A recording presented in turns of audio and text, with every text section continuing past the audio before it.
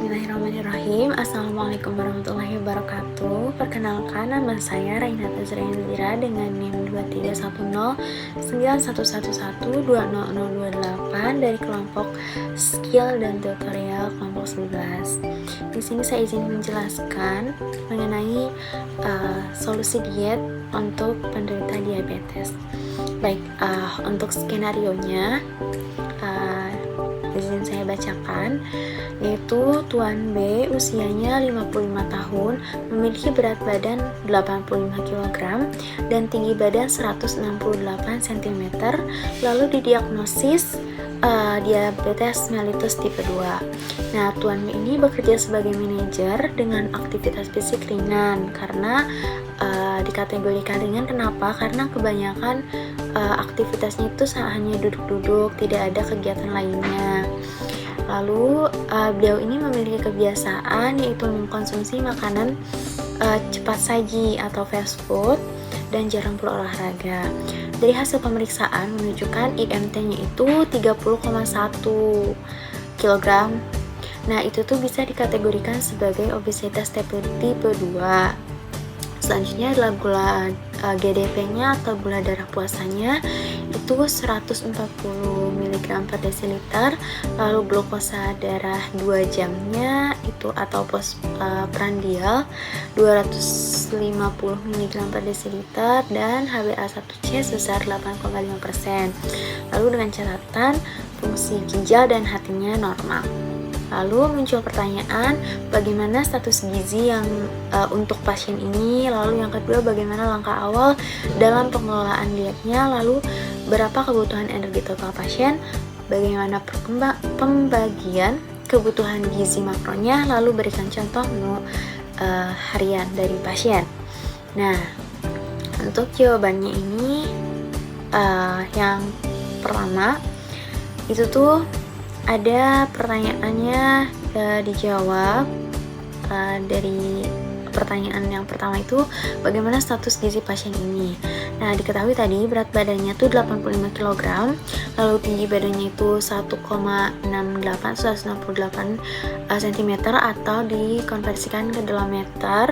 Lalu IMT-nya tuh cara menghitung IMT itu BB per TB dikuadratkan, lalu hasilnya itu 30,1 kg. Lalu dikategorikan ada diabetes tingkat 1, tingkat 2 dan selanjutnya itu pasien ini dikategorikan sebagai obesitas tingkat 2 karena IMT-nya itu lebih dari 30. Nah, selanjutnya bagaimana langkah awal dalam pengelolaan dietnya. Nah, yang pertama itu memberikan terapi gizi medis dengan menurunkan berat badan secara bertahap. Jadi berat badannya itu diturunkan terlebih dahulu secara bertahap, tidak yang ekstrim diturunkannya. Selanjutnya pengaturan pola makan dengan mengurangi lemak jenuh, gula sederhana, dan meningkatkan serat serta karbohidrat kompleksnya. Selanjutnya adalah meningkatkan aktivitas fisik ringan hingga sedang secara bertahap juga. Jadi jangan langsung disekalikan seperti itu. Lalu untuk menghitung kebutuhan energi total pasien ini ada 3 kolom. Yang kolom pertama sebelah kiri itu komponen perhitungan, lalu perhitungan dan hasilnya. Nah, kita pertama yang hitung itu KEB atau kebutuhan energi basal. Itu 30 kalori dikalikan dengan 85 kg yaitu berat badannya dihasilkan dengan 2550 kalori. Lalu koreksi umur ini tuh ada beberapa tingkatan. Nah, koreksi umurnya berarti di sini tuh tadi setelah disebutkan usianya berapa lalu dikategorikan sebagai dikurangi 5%. Nah, selanjutnya KEB tadi dikurangi 5%, lalu dikalikan dengan kebutuhan energi basal lagi. Jadi hasilnya itu 2422,5 kalori. Selanjutnya adalah koreksi aktivitas tadi. Nah, aktivitasnya itu tadi tuh sedang ringan kah sedang. Jadi itu tuh ditambah dengan 20%. Nah, tadi tuh untuk aktivitasnya itu, aktivitas fisiknya tuh ringan ya. Nah itu tuh 20% ditambah 20%, jadi koreksi dari hasil koreksi umur tadi yang 2422,5 itu ditambahkan dengan 20% dikalikan dengan KEB tadi. Nah hasilnya itu jadi 2932,5 kalori. Nah lalu tadi itu ada koreksi lagi kan, obesitas tipe 2. Nah itu termasuk ke dalam kategori dikurangi 30%. Jadi total dari koreksi aktivitas tadi yang 2932,5 itu dikurangi 30% dikali 2550 dikurangi 2932,5 tadi. Hasilnya itu adalah 2187,75 kalori. Selanjutnya ditotalkan. Jadi total kebutuhan energinya itu dibulatkan jadi sekitar 2200 kalori. Nah, selanjutnya di sini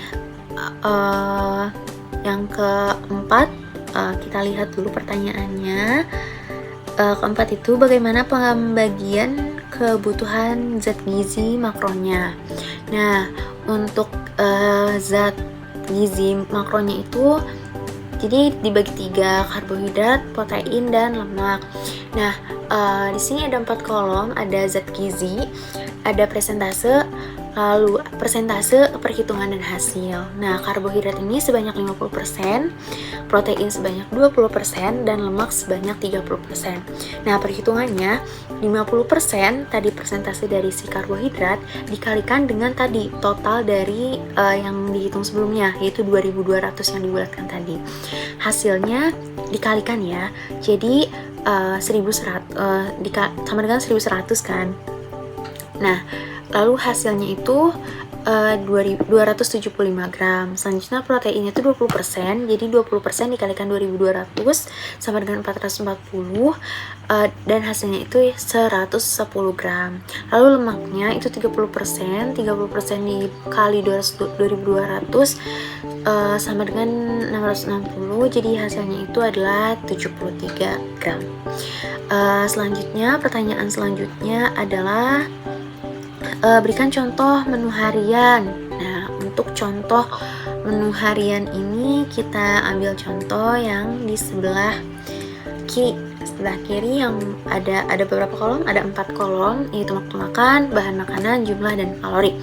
Nah, pada pagi hari atau pada pukul 7 ini tuh mungkin bisa dibilang dengan sarapan nasi merah, jumlahnya itu 75 gram atau satu porsi itu sekitar 130 kalori.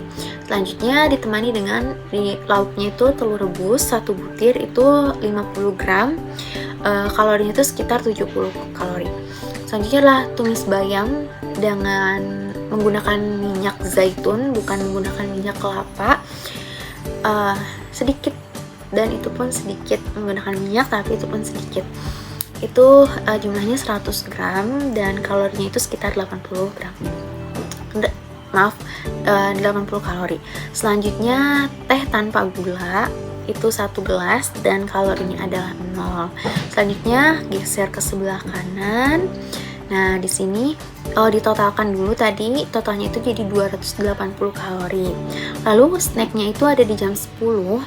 Di sini kita ngambil apel yang ukurannya sedang sebanyak 1 buah atau 150 gram, itu sekitar 100 kalori. Nah, kita maju ke siang hari sekitar pukul 1 ya, yaitu nasi putih 150 gram atau 2 porsi untuk jumlahnya. Lalu kalorinya itu sekitar 200 kalori. Lalu ditambah dengan ikan panggang 100 gram atau sekitar 140 kalori. Lalu sayur sop tanpa santan, tanpa olahan santan sebanyak 150 gram, sekitar 50 kalori. Lalu jeruk manis 1 buah itu 100 gram, kira-kira 50 kalori. Nah, jadi totalnya itu adalah 440 kalori untuk makan siang. Oke, snack dan makan siang tadi. Selanjutnya adalah snack di sore hari di pukul 4. Nah, ini tuh ada pisang dengan ukuran sedang. Ini agak ke crop, mohon maaf. Itu tuh 1 buah dan sekitar 100 gram. Itu tuh sekitar 110 kalori. Selanjutnya makan malam di jam 7 malam. Itu ada kentang rebus 100 gram.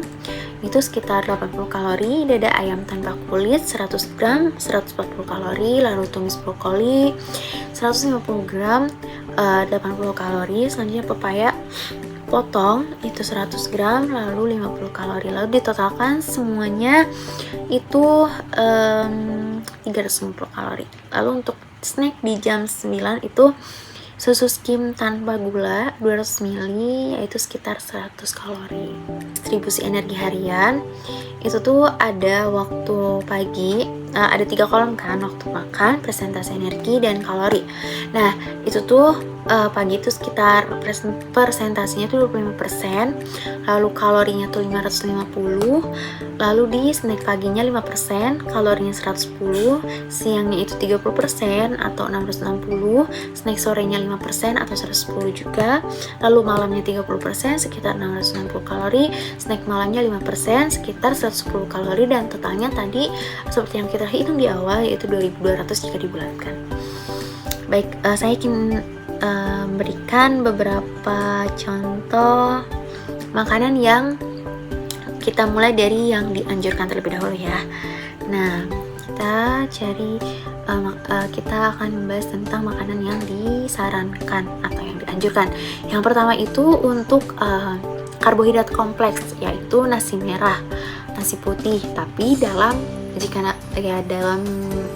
porsi yang terkontrol. Selanjutnya ada gandum, roti gandum, sereal, kentang, ubi, singkong, beras merah, sayuran itu seperti apa ya? Sayuran itu terutama yang mengandung banyak serat seperti bayam, brokoli, dan wortel. Selanjutnya adalah sumber proteinnya tuh bisa diperoleh dari protein hewani dan nabati. Untuk hewaninya itu yang rendah lemak seperti ikan. Nah, ikan ini sebaiknya yang rendah lemak seperti ikan pepes atau ikan panggang. Selanjutnya dada ayam tanpa kulit, telur rebus secukupnya, susu skim tanpa gula tadi. Selanjutnya untuk protein nabatinya itu ada tempe, tahu, kacang-kacangan, misalnya kacang kedelai, kacang hijau, kacang almond, itu bisa saja. Nah, selanjutnya itu ada juga lemak sehatnya. Nah, lemak sehatnya itu ada diperoleh dari minyak zaitun, minyak biji rami, kacang-kacang seperti kacang almond tadi, kacang kenari, kacang mete, dan dalam jumlah yang moderat. Selanjutnya adalah alpukat. Ini juga dalam batas yang dibatasi. Soalnya sayuran dan buah itu sayuran berdaun hijau seperti bayam, sawi, kale, sayuran seperti brokoli, kembang kol, wortel, tomat, dan lain sebagainya. Lalu buah yang mengandung sedikit gula alami seperti apel, jeruk, paya, pir, dan berries atau strawberry, blueberry yang kayak gitu. Selanjutnya serat larut air dalam buah seperti buah apel, pir, dan buah jeruk itu sangat bermanfaat untuk mengatur kadar gula darah. Selanjutnya terakhir adalah minuman yang terbaik adalah minuman yang tidak berwarna dan tidak berasa atau air putih. Nah, untuk air putih tentunya, atau teh tanpa gula atau teh herbal seperti teh hijau, kopi tanpa gula dalam jumlah yang terbatas juga, jus buah segar tanpa tambahan gula dan dalam porsi yang terbatas. Mungkin perlu diingatkan bahwa ini tuh setiap orang, setiap kondisi seseorang itu bisa berbeda-beda. Baik. Selanjutnya untuk makanan yang tidak dianjurkan bahkan dibatasi atau dihindari. Nah, yang pertama ini ada karbohidrat sederhana, itu dari makanan manis yang mengandung gula sederhana seperti kue manis, coklat, permen, bahkan dodol ya.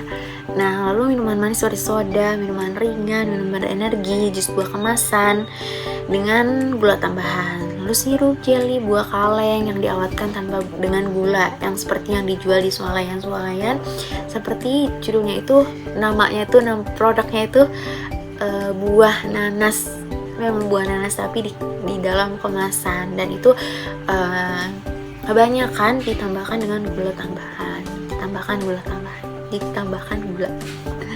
Selanjutnya adalah roti putih, pasta putih, lalu dan makanan olahan yang mengandung tepung putih.